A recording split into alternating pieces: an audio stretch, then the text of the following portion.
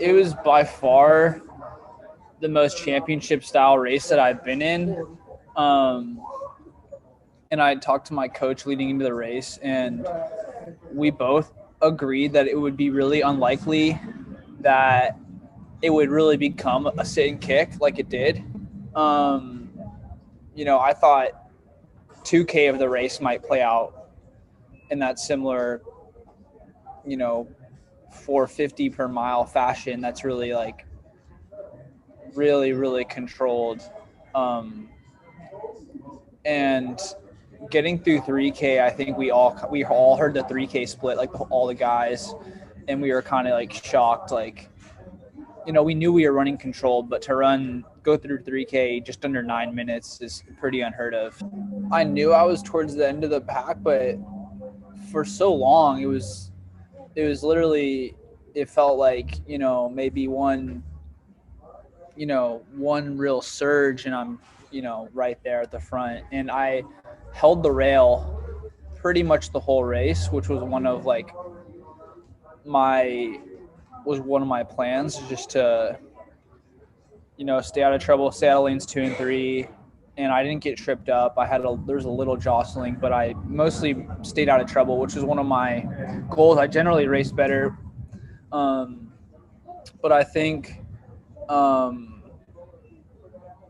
think having so much of the race go kind of like our 10K pace let me to settle a little bit. And so when we kind of hit that 4K mark and a couple of the guys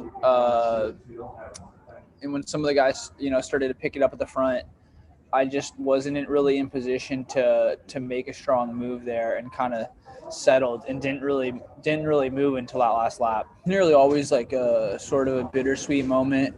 um, Trying to compromise between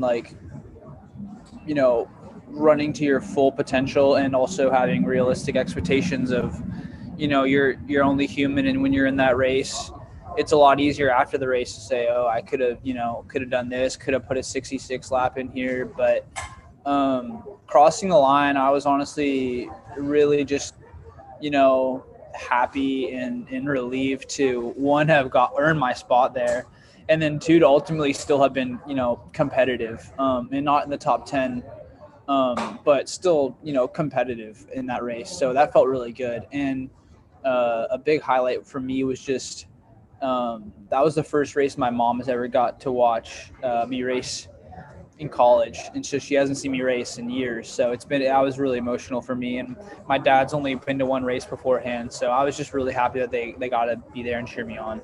There's so many hours that go in behind the scenes for every guy out there. So a big thing was just kind of feeling like all the that 2,700 miles that I've logged, it